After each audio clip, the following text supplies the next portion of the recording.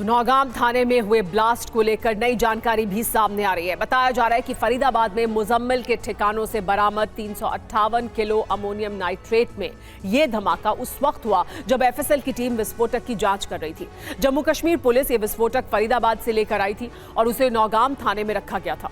इस धमाके में 9 लोगों की मौत हो गई है। धमाका इतना ताकतवर था कि पूरे थाने के परखच्चे उड़ गए, कई गाड़ियां जलकर खाक हो गई, आसपास की इमारतों को भी इसकी वजह से नुकसान पहुंचा। 5 किलोमीटर दूर तक लोगों को इस धमाके की आवाज सुनाई थी। हमारे साथ जितेंद्र शर्मा मौजूद हैं, हमारे साथ महराज मौजूद हैं जो हमारे साथ जम्मू कश्मीर से जुड़े हैं। महराज, सबसे पहले तो आपसे जानना चाहेंगे, ये जो अमोनियम नाइट्रेट था ये यहाँ पर लाकर रखा गया था और जो बताया गया है उसके मुताबिक 2 दिन से कोशिश की जा रही थी कि इसको डिफ्यूज किया जाए। दरअसल क्या हुआ और क्यों ये डिफ्यूज नहीं हो पा रहा था, किस तरह की दिक्कत थी और उसकी वजह से धमाका हुआ, इसको लेकर क्या जानकारी अभी तक हमारे पास है? बिल्कुल, जैसा कि अभी डीजीपी जम्मू कश्मीर नलिन प्रभात जो है उन्होंने प्रेस वार्ता में साफ कहा कि 2 दिन से प्रक्रिया चल रही है सैंपलिंग कलेक्शंस की और आज दूसरा दिन था और रात को ही जो था कहा जा सकता है कि कहीं ना कहीं जो है ये ट्रिगर हुआ है। लेकिन कुछ न कुछ इस तरीके से भी सवालात है कि क्या अमोनियम नाइट्रेट में खुद ब खुद जो है विस्फोट हो सकता है। ऐसे कुछ सवालों का जवाब डीजीपी ने नहीं दिया, लेकिन बता दें आपको कि डीजीपी ने खुद कहा कि इसमें कोई भी सबवर्सिव एंगल नहीं है। यानी जिस तरीके से बहुत सारे संगठन अभी सामने आ रहे हैं कि ये एक हमला था और उन्होंने कर दिया, लेकिन इस सब चीज़ों को जो है डीजीपी ने अभी तक जो है इनकार कर दिया है और कहा कि ये एक घटना थी और कहा जा सकता है कि दुर्घटना थी जिसके बीच में कहा जा सकता है एक्सीडेंटल ब्लास्ट हुआ और उसके बीच में जो है 2 रेवेन्यू ऑफिसर समेत पुलिसकर्मी और एक टेलर जो वहां पे स्थानीय था उसकी मौत हुई है। कुल मिलाकर 9 लोगों की मौत हुई है और अन्य 27 लोग जो है वो घायल बताए जा रहे हैं और कुल मिलाकर अब ये जो है आधिकारिक तौर पर पुष्टि हुई है इन चीजों की जो हम बिल्कुल कल से रिपोर्ट कर रहे थे। कहीं ना कहीं हमारी जो पुष्टि थी वो बिल्कुल महराज, हम लगातार रिपोर्ट कर रहे हैं, आप लगातार रिपोर्ट्स दिखा रहे हैं, लेकिन कई सवाल जो आप भी कह रहे हैं कि कुछ सवाल हैं जिनके जवाब अभी नहीं मिले हैं, उसके बारे में बात करते हैं। हमारे साथ डिफेंस एक्सपर्ट मौजूद है विनोद दत्ता जी। विनोद दत्ता जी, एक बड़ा सवाल ये कि अमोनियम नाइट्रेट में धमाका हुआ है,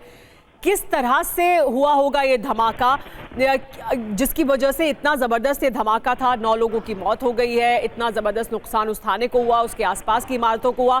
सिर्फ अमोनियम नाइट्रेट में इस तरह का धमाका हो सकता है क्या? क्या आपको लगता है कि हुआ होगा? किस तरह का ये विस्फोटक था जिसको सैंपल लेने के दौरान ये सब कुछ हुआ?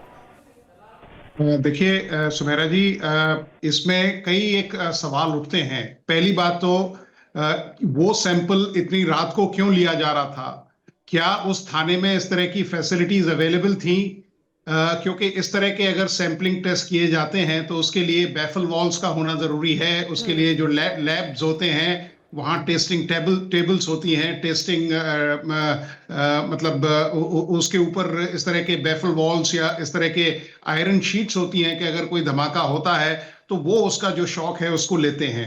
तो मुझे ये समझ में नहीं आ रहा कि साहब रात को एक तो इतनी रात गए, क्यों सैंपल लिए जा रहे थे? क्या इसकी इतनी अर्जेंसी थी? क्योंकि इंसिडेंट तो बहुत दिनों पहले हो चुका था और जो लोग इस तरह के सैंपल ले रहे थे क्या वहां जो टेस्टिंग फैसिलिटीज थी वो बिल्कुल पर्याप्त थी? तो ये सब कुछ एक सवाल ऐसे होते हैं। देखिए, सेल्फ डेटोनेशन या सिंपैथेटिक डेटोनेशन जिसे कहते हैं, मतलब यहाँ तो सेल्फ डेटोनेशन का ही मतलब शक दिमाग में आता है। तो क्या मतलब किसी ह्यूमन एरर की वजह से ये हुआ या कोई और उसमें एंगल था? तो ये इन सब का जवाब जो डीजीपी साहब थे वो बिल्कुल मुकम्मल तौर पे शायद नहीं दे पाए। कई सारे सवाल तो जरूर है, हालांकि अभी तक पुलिस की तरफ से ये कहा गया है कि एक अनफॉर्चुनेट इंसिडेंट है, कोई दूसरा सवाल इसमें नहीं है क्योंकि हम इस पूरी प्रक्रिया में थे और ये दुर्घटना हो गई और जिसमें इतने लोगों की जान भी चली गई, 27 लोग घायल भी है। और आपको टीवी 9 पर सबसे पहले हमने जो खबर दिखाई नौगाम को लेकर, उसमें उस धमाके का जो चश्मदीद है वो भी टीवी 9 पर सबसे पहले आया। वो हम आपको सुनाएंगे कि चश्मदीद ने क्या कहा। चश्मदीद ने कहा कि 11 बजे रात में जोरदार धमाका हुआ, जिस वक्त धमाका हुआ वहां मौजूद था वो चश्मदीद। आइए सुनते हैं। 11 बज के रात को 22 मिनट पे हमने एक बड़ा धमाका सुना। धमाका इतना बड़ा था कि हम लोग जज ही नहीं कर पाए ये है क्या। दिल से हम गए, बच्चे सोए हुए थे वो उठे, वो रोने लगे हमने बोला उनको पहले 15 मिनट के बाद हमको पता चला कि ये आग लगी हुई है, कहीं वहाँ उसकी तरफ भागे। उसकी तरफ गए तो देखा कि थाने में कुछ हुआ है, और थाने में क्या हुआ है, सब लोग उधर आए और देखा कि पूरा आग, तहस नहस, धुआं, गाड़ियाँ जल रही हैं, लोग पड़े हुए हैं। तो ये सब हमने देखा। तो उस वक्त जो है हमारे बाद में ये इसलिए पता चला कि लोगों के रोने की आवाज़ आई, तब हम बाहर निकले, नहीं तो हमें पता ही नहीं चलता कि भाई क्या हुआ है। तो हमने देखा। तो नौगाम का फरीदाबाद कनेक्शन भी अब सामने आ रहा है। क्या है फरीदाबाद कनेक्शन, आपको बताते हैं। फरीदाबाद में बरामद हुआ था विस्फोटक। डॉक्टर मुजम्मिल के घर से मिला था यह विस्फोटक। 358 किलो विस्फोटक नौगाम लाया गया था। नौगाम पुलिस स्टेशन में दर्ज हुआ था यह पूरा मामला। पुलिस स्टेशन में विस्फोटक की जांच की जा रही थी। 19 अक्टूबर को आतंकी मॉड्यूल का केस दर्ज किया गया था। मुजम्मिल से मिला था ये 358 किलो विस्फोटक, जिसकी जांच हो रही थी, जिसके दौरान ये धमाका हुआ। और इन सब के बीच देखिए, दिल्ली धमाके की जांच में बड़ा खुलासा सामने आया है, बड़ी जानकारी सामने आई है। धमाके में टाइमर का इस्तेमाल हुआ था, यह सूत्रों के हवाले से जानकारी सामने आई है। डॉक्टर उमर बम बनाने में एक्सपर्ट था। धमाके की जगह से एफएसएल को पतले तार भी मिले हैं। धमाके के लिए फ्यूल ऑयल डेटोनेटर टाइमर इस्तेमाल किया गया था। जी हां, तो दिल्ली धमाके का एक नया सीसीटीवी फुटेज भी अब सामने आ गया है। 40 फीट नीचे तक हिल गई थी धरती, ये जानकारी मिल रही है। मेट्रो स्टेशन के बेसमेंट के अंदर का देखिए ये सीसीटीवी है। मेट्रो स्टेशन के बेसमेंट के में मौजूद ये जो दुकान है उसका सीसीटीवी है, और उसमें आप साफ तौर पर देख सकते हैं कि कैसे लोग भी आवाज़ सुनने के बाद दहशत में आते हैं, और यहाँ पर पूरी दुकान को आप महसूस करते हैं कि वहाँ पर सब कुछ हिल रहा है। मेट्रो स्टेशन के बेसमेंट के अंदर का ये सीसीटीवी है। जोरदार धमाके से पूरी दुकान कैसे हिल गई वो इन तस्वीरों में साफ तौर पर दिखता है।